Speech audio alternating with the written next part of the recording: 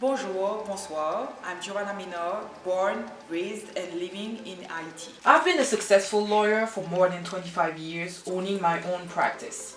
I'm also a legal educator, public speaker, entrepreneur, and fierce advocate of women empowerment. Our goal with this show is to empower you, great women of my country, give you advices on entrepreneurship, leadership, and business. And at the same time, build a positive image of Haiti to encourage investment. I really hope all these life journeys and experiences will inspire you to become the great person you are born to be anywhere in planet Earth. Welcome to Her Life, Her Haiti. Arielle Chancy Leger is our boss babe of the day. Arielle was born and raised in Haiti to Haitian parents. After high school, she left for college and studied in Montreal, Canada. With a degree in commerce and a bachelor in marketing, she came back home knowing this is where she would continue to live. Daughter of entrepreneur parents, she started to work immediately upon her return in 2007 in one of the family businesses, Radio Tele Superstar, which is one of the oldest and renowned radio television companies in Haiti. However, with a strong sense of business, she could not stay away too long from entrepreneurship. With her sister in 2008, they opened a maternity store called 9 Months, still open up to this day. Not stopping there, they saw another opportunity in the same sector and 2 years ago launched their own children's clothing line, KARIU, where everything is created and handmade in Haiti. Her third business idea came along, and today they have their own workshop where the clothes are made. This workshop, they want to expand it into an industry where they will be able to produce for small companies not yet ready to produce in huge quantity. With so much to learn from her journey, the success and challenges that comes along, and how she faced them, let us welcome Arielle to Her Life, Her Haiti. Hello guys, welcome back to Her Life, Her Haiti. So as you know, today we have with us Arielle Chancy Leger, which is the owner of KARIU, which is a clothing brand. And as usual, she's going to talk about her life and her Haiti and her business. So welcome, Arielle. Thank you for having me. Happy to have you here today. Thanks to you. And as you know, Her Life, Her Haiti is a platform where we talk about women, especially advocate of women empowerment. And the show is to show the world what we have as women entrepreneurs in Haiti. Entrepreneurship for women, our challenges, and how we thrive on our businesses despite the numerous rumors about Haiti. And we have you today to tell the world how it is. Yeah. Well, first, thank you. I'm super happy to be here today. And so I'm just going to talk a little bit about me. Your upbringing. For those who don't know me. Exactly. Yeah. So I was born in Haiti from two Haitian parents. And I grew up in Haiti and then went to Montreal, Canada, where I studied at McGill University. I obtained my Bachelor's of Commerce in Marketing. And after completing my Bachelor's, I came back right after to Haiti. I knew already that I wanted to come back to Haiti. This is what I was asking. Yeah. You didn't want to stay. No, I knew I wanted to come back. And so I came back to Haiti and started working right away in the family business. So my parents owned a radio and TV station. Yes. And Very renowned. Yes. So that's where I started working. And so that was around 2007. But right away, I knew that I wanted to do my own thing as well. So still working with my parents, with the family, but having something aside. And the year after, I started with my sister. We opened a maternity store in Haiti. So it's called 9 Months. Oh, Yes, okay, yes. I know very well. Yes. But I know your sister. Yes, exactly. Actually, I didn't know that you were part of that so we also. partnered. Oh, okay. Yeah, so we partnered and we opened 9 Months, because we found that there was a lack of fashionable maternity clothing in Port-au-Prince, so we opened up the store, and very quickly we expanded to baby lines, so baby articles, baby gear, baby clothing, and 7 years after we moved to a much bigger store, space, yes. much bigger space, and so that's for the store, and that's where the idea actually came to start with KARIU. Your own clothing, our own private clothing line. Yes. Again, we wanted a specific type of clothing which was affordable but really nice and trendy, classy at the same time. And we couldn't find that too much, or we would find it at a really expensive price. So we said, well, why not try to do our own clothing line? And that's when the idea came up, and we started KARIU in 2017, so 2 years ago. And that's where we are today. Yeah. But you're happy. So you have your own workshop. So yes. Yes. So how it started? So what we did at the beginning, we started outsourcing to small shops. So Exactly.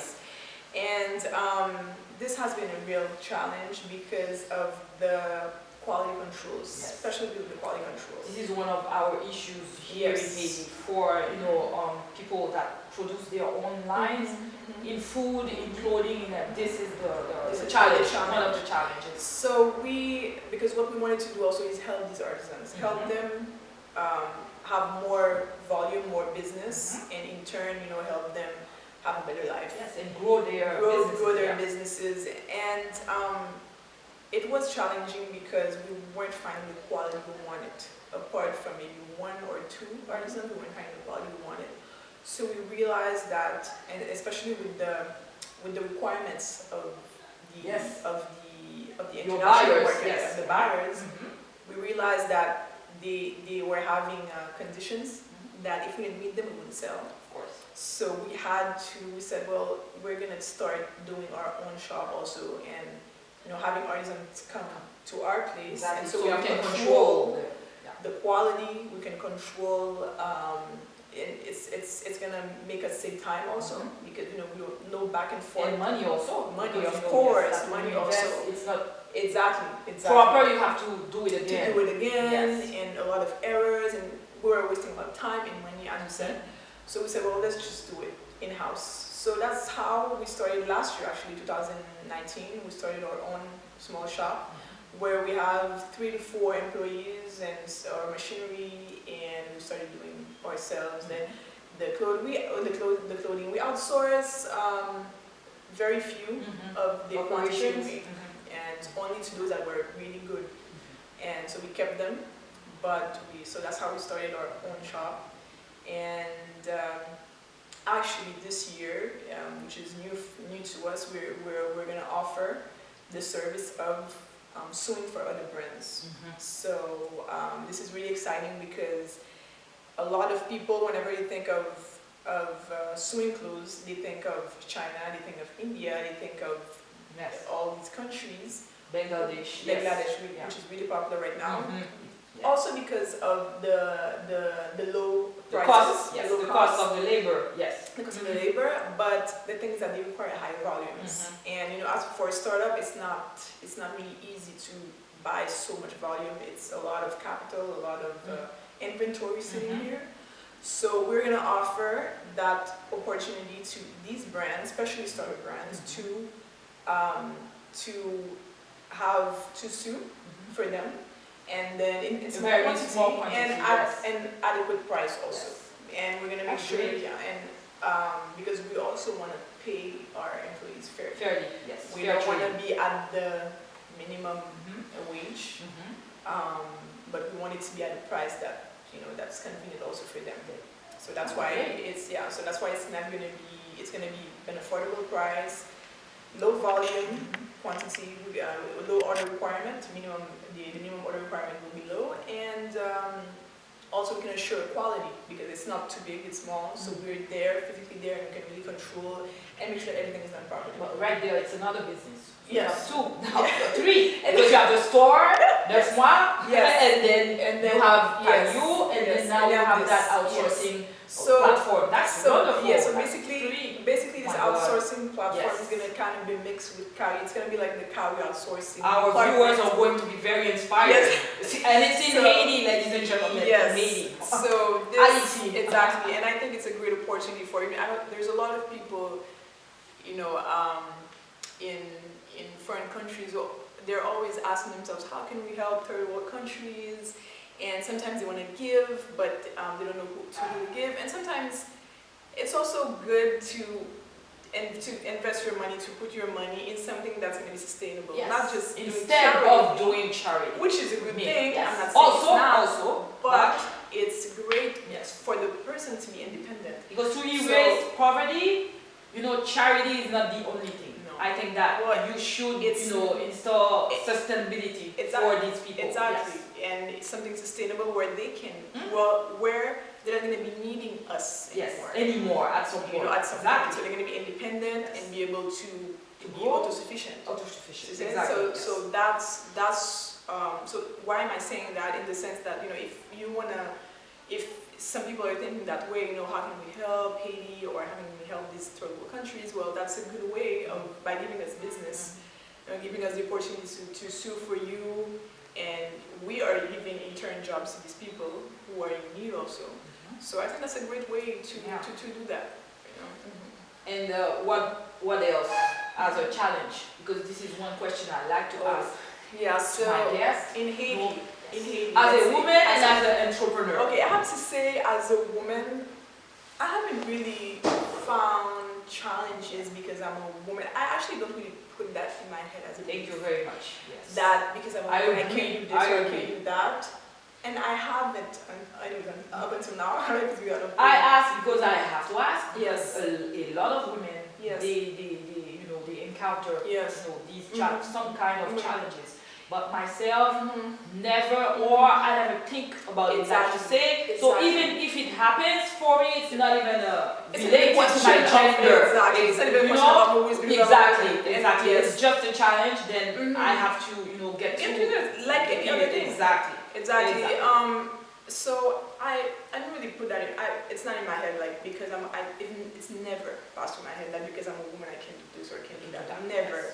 So I have to be honest that I haven't had this type of challenge. However, of course, many challenging of being a business owner and In entrepreneur. Haiti also. In Haiti, of course, as we all know, especially this last year has been really challenging for us because of the political instability in the country, where we had a lot of days that we could not work.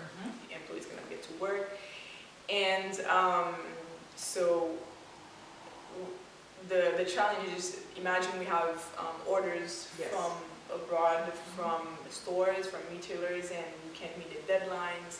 So this is a challenge that we have to face, and I believe that I know it's not good to adopt yourself to this kind of to this kind of problem, but I don't believe that it's something that's going to last forever.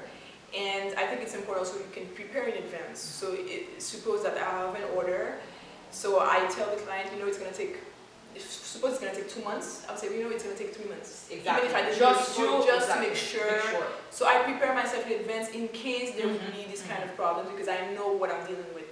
So this is what we were talking a little bit earlier also, and this is one of the things that you said, is that when someone asks you, then why should I come and do business here? It's, you need to know the market, so you can prevent any incidents or issues. Then you don't have any problems. Yes. Because in so many countries there are many problems too. That we don't have. Exactly. Despite everything that we have, and we should be grateful for that. Issues that we confront here in Haiti, at least we don't have that. Yes. I understand that there are many arguments against that in the sense that they're going to tell you, well, you can have your business and you get rooted and you get etc. So you have to be prepared for all of that and in advance and do the necessary steps to make sure that you're protected. So in the sense that you have your insurance ready, everything is in place.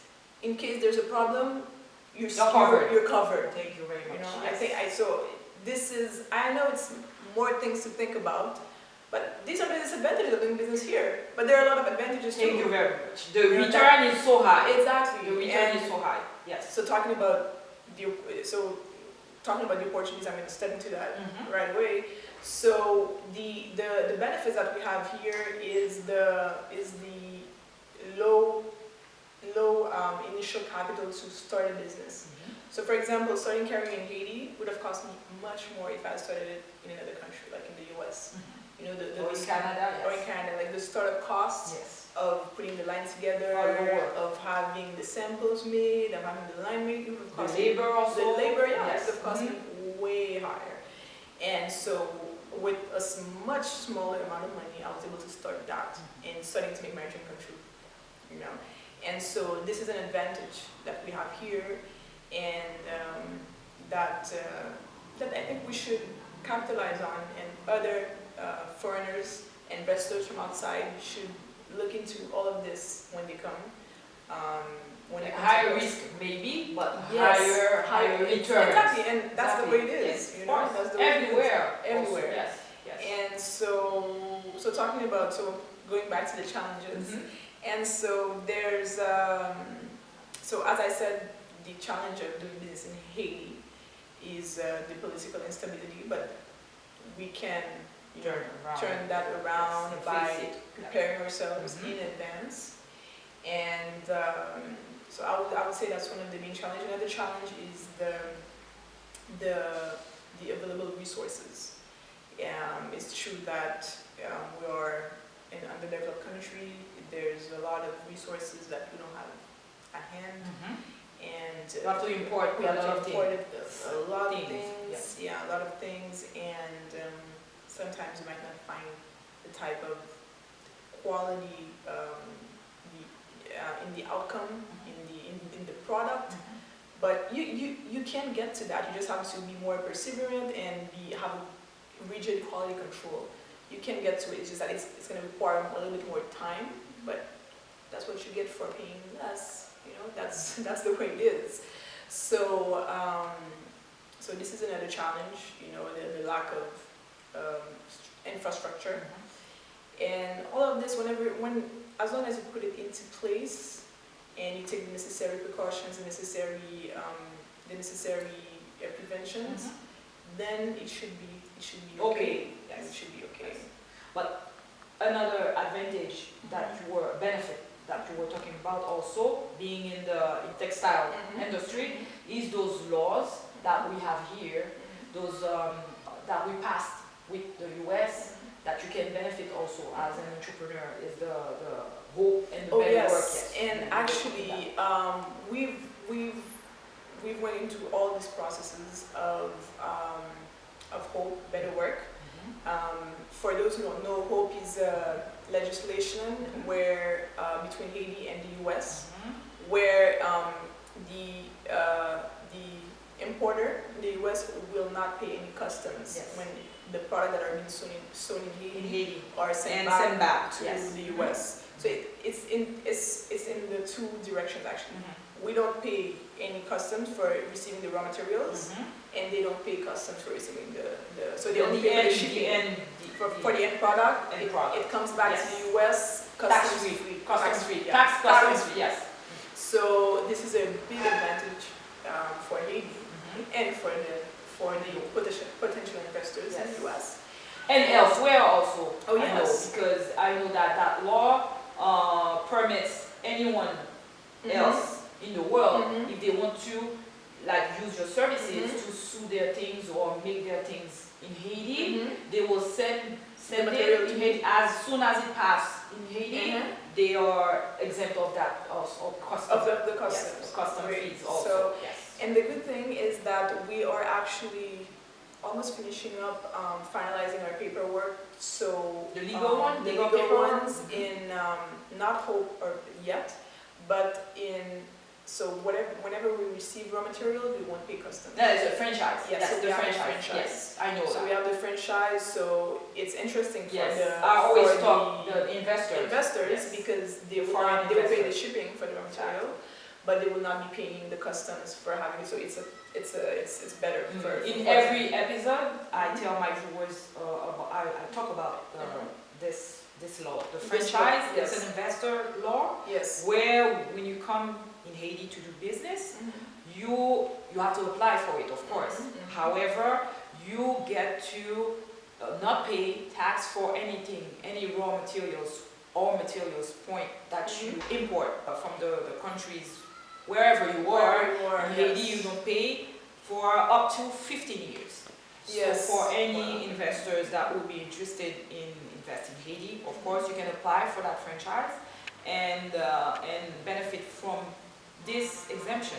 And it's a huge advantage. Oh, yeah. It's a huge It's a advantage. huge advantage. Especially if you get it for, I don't think that they give it for less than 5 years, but you can go up to 15 years depending Yes. on the business that you are in. Yes. Yeah. So it's really important for investors to know because it's a real advantage.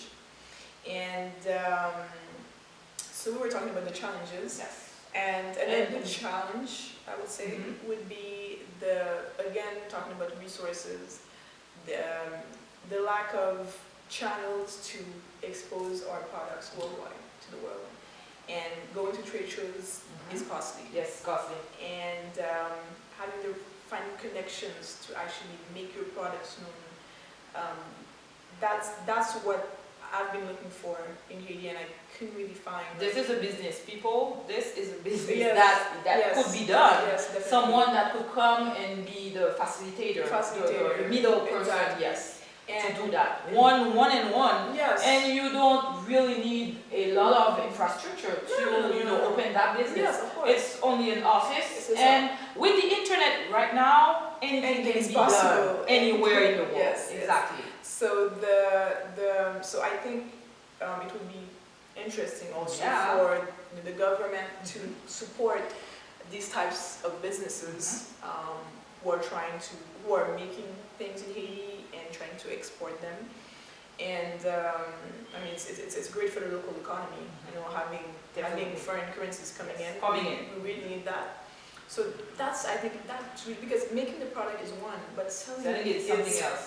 Exactly. completely, and I think that's the most challenging part. And if also we can have, not like an organization who we can turn to and ask for advice, and where all of these people are together and giving advice, it's better because you make less errors. Yes. So you save time, you save money, because some errors are. And you get educated. Yes, Yes, yes. some failures you do not recover, because once you make the mistake, if you have buyers, they will not come back to They you. will not come back. Yes, they will not come back. They will go to the next, and Yes. there's millions of next. And some opportunities are missed. Yes, Because, and lost. Yes, and because other of that. laws, because of that. So it's unfortunate, I Yeah, think. it And is. it's true that whenever you're doing something and you make errors, it's normal to make errors because you learn from it. But if you could not make it, then it's even Or better. make Make fewer. It's even better Yes. because you save money, and with that money you can use it to do something else, and you save time as well. So that's really important. Really important. I think that's what we're missing. I think here, and because another possibility is to go to trade shows all around the world. But As you it's said, costly. it's very costly. It's very, costly. very costly. So you need to have really a good budget in there to make sure that you can do this. And if you really have a big budget for it, then it's Of perfect course, for yes, you. it It's is. perfect. But if you don't, then You need alternatives. Mhm. Yes. And it's another thing that I ask also my guests is to give some advice to people who want to do business, women who want to do business. What would you tell them? For any business, yes. actually, but maybe especially in your sector, but Yes. anything on top of your head. The first thing I would say is the mindset. So the first thing I would say is make sure you have the right mindset to go into business, because sometimes we have beliefs that are keeping us from reaching our dreams, that are keeping Our us goals. from making money, that are Yes. keeping us from reaching, and we're not even conscious of it. So the first thing is to get your mind to have the right beliefs in order for you to go in the right direction. so much and you might not even get a result, and you're like, why am I not getting the results? And it's basically because of that. So that's the first thing. And once you have that mindset where you know yourself, you know what is limiting you, and you know what to do to surpass these beliefs that are possibly not true. Then from there, you can start to have your strategy. You do research. You do research and you ask advice everywhere you can. You do research to make sure the business you want to go in is interesting. To see if there's a market there, to see, you ask other people, because you might ask someone else and they're like, oh no, I've tried this and for X or Y reason it didn't work. I'm not saying not to do it because of that, but it's all these things that you have to put together to know if it's worth it. And like a little market study. Yeah, of course, you need to do that. I mean, it's great to have your dreams, and I'm not saying not to have your. It's great to have that, but also you have to do things with strategy. Yes, because it's a business. It's at the end of the day, you need to make money. Exactly. So yes, you need to have a plan. You need to have a plan. At least a plan to know how much money you're going to need and what's going to cost you. What do you need in order for this to become real? Even if you don't have the whole thing, at least to start. Yes. This is what I'm going to need. And the second thing is discipline. That's because very important. You might have a great product, a great business, and your lack of discipline just shuts everything down. So it's really important to have discipline with yourself, have discipline in the business so it's organized and structured, and so you see where the money is coming, how it's coming in, how it's going out, so you can do good analysis. Manage, yes. So you need to be, and if you can't do it, you find someone someone else, of course, definitely. Because of course, that's the third thing I was going to say. You cannot be specialized in everything.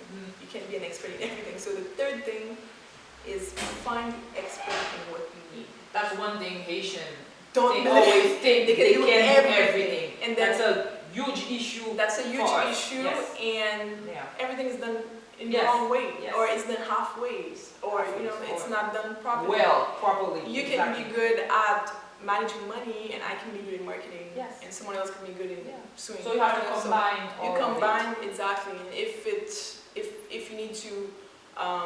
If you need to associate yourself with someone else, then do it. As long as you feel like something, it's gonna be a good relationship. It's important to have a group of people with the proper expertise to help you. When I say group of people, you don't have necessarily the obligation to associate with these people, but to outsource them. Exactly. You pay them for the service that they give. Yeah. And so that's really important too. And again, I'm stressing on research. Yeah. Research because if you can learn from the errors of other people, then you don't make these errors. And with the internet now, it's phenomenal. Yeah, exactly. Phenomenal. You find everybody Google it. I have to or tell you YouTube that or everything that I learned for KARIU, it's online. Yeah. Like I made my research online. Of course I made errors, and money was put where it wasn't maybe necessary for certain things. I couldn't use that money for other things, but I said to myself, oh, if I knew, but it's okay. It's a lesson learned. It's a lesson learned, and so that's why it's important to do research and see, what errors you can avoid in order to succeed faster, and so these are the points. The advice. The points, yes. And also and something else that's important too is don't try to go too fast. Don't try. Patience. Yes. That's a huge thing. That's like number one. Yes, you're gonna need. And a lot of it was patience. really challenging for me because I'm not a patient person. Me too. In everything that I do, I'm like fast. I know. It has to be like right now. I want the results right now. It's not the way life works. Like it's not the way it's it life. works. Exactly. And sometimes wanting to do that, you mess up everything. Exactly. So in wanting to do that so fast, no, it's good to take action fast. I'm not saying that. It's good to take action and to take but action. What we were talking about is different. You have to be. You take action. Yes. Then you wait patient. exactly. And let it be. Yes, because I'm saying that. Why am I saying that? Is also because when I first started, I was like, I want to be in Nordstrom. I want to be in Bloomingdale's. Yes. I'm like, Yes. well, that's not possible. Now you just started. You don't have the capacity. How are you going to be able to sell to these people who are asking for like 50,000 pieces? Yes. That's not possible. Exactly. So start small. Start with your boutiques online, and you'll be able to grow the factory, and then be able to sell to these. So basically, don't try to sell to these big chains if you're not ready, because you're gonna take orders that you cannot meet, that you can't handle, and spend a lot of money. And you're gonna lose the client. The client and a lot of money too. Yes, that's true. So that's it's true. important to be patient and do things one step at a time. Yeah. Patience is a big thing Oh, when wow. you're doing business. That's true. that's a big lesson. Yeah. Yeah. Usually you look at the end product, the end Yes. where you want to be, Mhm. but you leave the beginning And part. at the end of the day, that's too bad, because what we miss is the actual journey. Exactly. And we the miss journey. the best part of Yes, it. that's Because true. once you get there, you're like, it was just that. So no, it's really about enjoying the whole process, enjoying the whole thing, and then eventually That's a you good get there. advice, yeah. Yes, that's And true. eventually you get there, then okay, then that's what's next. Exactly. So yeah, and if you don't get there, then you'll do something else. So for those of you who don't know what KARIU is a baby and toddler clothing brand. So we design and manufacture clothing for kids from 0 to 4 years old, for boys and girls, and they're mostly made with 100% cotton fabric.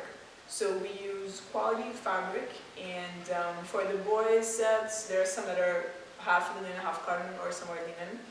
So actually you can go on our website and see our collections to KARIUclothing.com.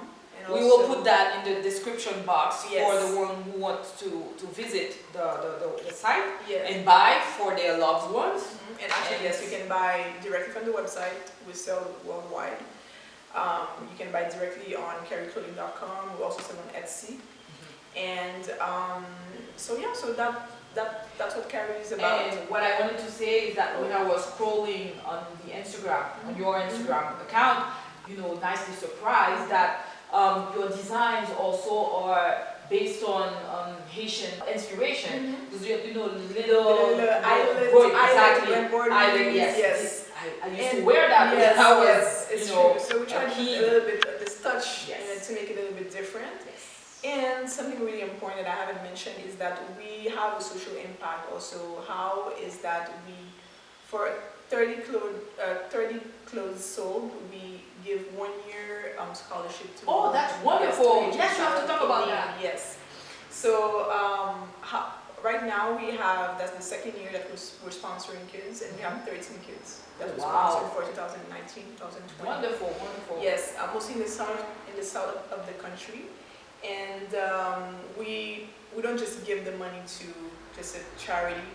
We ourselves, we actually go to these families, to these kids, and we have authorization from the parents and from the family to post their pictures, and we have actually all their pictures on the site, on the website. Also, all the kids that we sponsor. So so people believe that we're really doing it, because sometimes this is what we need, as we said. Yes, education, for me, it's the base, and not only education like the school one, or you learn to a skill, you learn to write and count and read, but also education, general education, because without it, I don't think that we can move forward. Yes. And since we want to rewrite Haiti's narrative, so I think that this is one of the things that we need to focus on, and it's education. And this is what we are actually doing.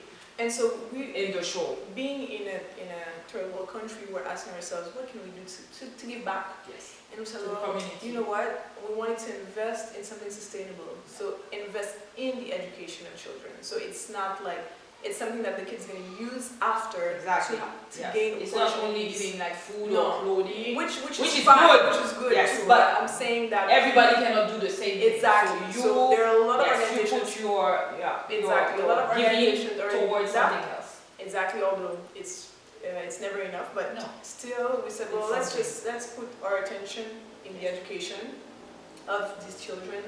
And That's we pick wonderful. children who really cannot, like, whose parents cannot afford to pay school. or sometimes they start school and they can finish. Like they start the first 2 years and they stop and they start again 4 years after. So, so that's why we decided to help these kids and give them a chance really to have more opportunities in the future. It's true that when you are not educated, you can't read, you can't write, you're limited. Yes. It's the way it is. I'm not saying you cannot succeed, but I'm saying you're limited. You have access to less opportunities. Yes, definitely. So yes, so that's what we do, also, which is a big part of the company. And so yeah, so this year we have 13 kids, and we hope to increase that number every year and be able to scholarize more and more kids. Yes. So I hope the viewers will go and visit the website and learn about KARIU and then everything that you do, and to the new projects also. So before we close the interview, I wanted to ask you, because this is what I do, I ask my guests every time they come, that in their sector, for the viewers, who would be potential investors, what could you suggest as a business that can be done in Haiti and maybe doesn't require a lot of investment? Because you know, everybody, on top of not wanting to lose money, everybody, I'm not going to say everybody, some people are afraid to come and invest in Haiti. Yes. Let's say I understand. Yes, it's It's normal. understandable. It's normal. Yes. Yes, of course. So we what are would you- here yes. and we know how it's To maneuver, and I always say that also, Yes. is you need to get the right partner. Because when you come here, you don't know anything. Even if you're from Haitian descent, you will need someone, you know, on on the ground. Yes, exactly. And well, a first idea that comes to mind is in my sector is to invest in a factory, a sewing factory. So that's what we have right now. It's really small. We only have a few employees, but we for example, we would be open to having investors to have a much bigger factory, expand the factory, and be able, of course, have more volume, of course, and it would be even more beneficial for clients around the world because our prices could be lower because we're making volume. And especially, let me stop you right there, because I wanted to add that, you know that Haiti is part of KARIU, and we were talking about that. Haiti has half of the population of the Caribbean.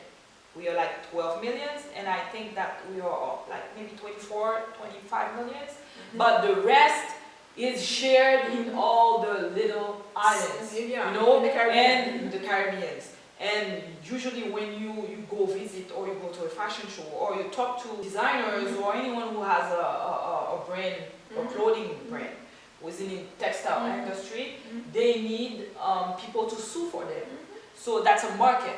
So, and she has the facility already, so that would be great, in fact, to partnership with someone like her and you know, grow the business, which has money in it. Definitely. So that, I think it's a great opportunity. It's true that labor is less expensive, but I don't want to put it in a way that it's we're taking advantage also too much of people. It has to fair be wage, fair wage. So we want to take that into consideration as well.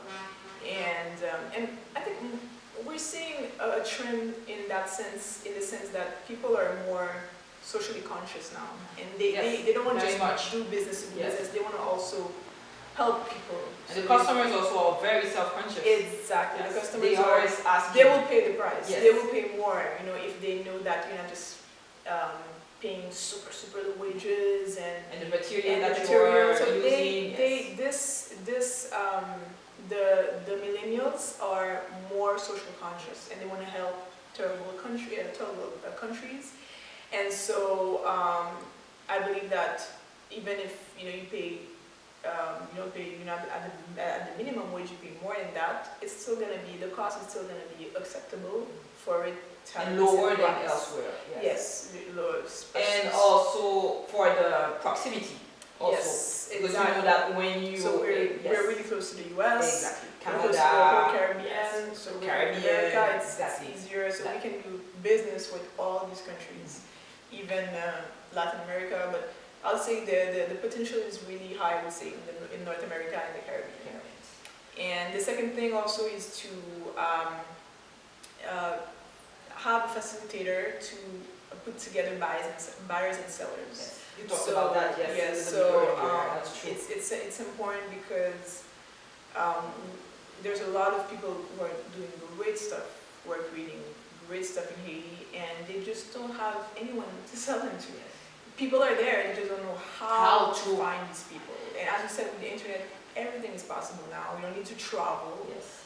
You don't need to go into fairs is great, but if you can't, we have the internet now to compensate. So and to do that business, people, you don't need to move to Haiti. Yes. You can come from time to time Yes. and meet people that make the things and make the contacts, Exactly. and then Exactly. do all the management, you know, from where you are actually. Exactly. And I'm sure there are certain, possibly certain organizations already in certain countries, maybe in the US, who already have a sort of like a platform where they have different, manufacturers, and so I think, it's a possibility for them to come to Haiti and see what products they can add to their list of, list of manufacturers, and that way facilitate the communication between buyers and sellers.